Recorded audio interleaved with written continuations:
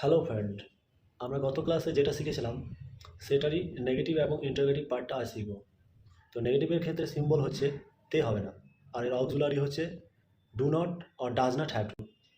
Do নটের short form হচ্ছে don't, আর ডাজ নটের শর্ট ফর্ম হচ্ছে ডাজেন্ট। যেমন আমাকে যেতে হবে না, I don't have to go. তোমাকে আসতে হবে না, you don't have to come. তাকে পড়তে হবে না, he doesn't have to read.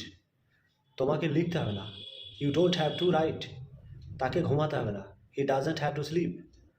তোমাকে শিখতে হবে না, you don't have to learn. এই বাক্যগুলোই যখন আমরা প্রশ্নসূচক বা ইন্টারোগেটিভে ইউজ করব, তো তার ক্ষেত্রে স্ট্রাকচার কী হবে? অ্যাফার্মেটিভ বা হ্যাঁ সূচক প্রশ্নের ক্ষেত্রে স্ট্রাকচার হবে do or does, then plus subject plus have to plus base form আর মেন ফর্ম অফ ভার্ব। যেমন আমাকে কি যেতে হবে, do I have to go. তোমাকে কি ঘুমাতে হবে, do you have to sleep. তাদেরকে কি শিখতে হবে, do they have to learn. তোমাকে কি খেলতে হবে, do you have to play. তাকে কি খেলতে হবে, does he have to play. এটা যখন নেগেটিভটাকে প্রশ্নে কনভার্ট করব, তো তার ক্ষেত্রে স্ট্রাকচার কী হবে?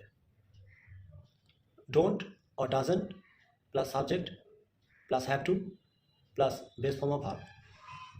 অর যদি ডোন্ট অর ডাজেন্টটাকে ডু নট বা ডাজ নট ইউজ করি, সেক্ষেত্রে নটটা সাবজেক্টের পরে আসবে।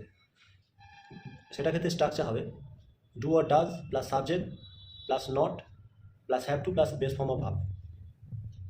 তো এখানে বাক্য কয়েকটা উদাহরণ দিচ্ছি। আমাকে কি যেতে হবে না, don't I have to go. Or do I not have to go.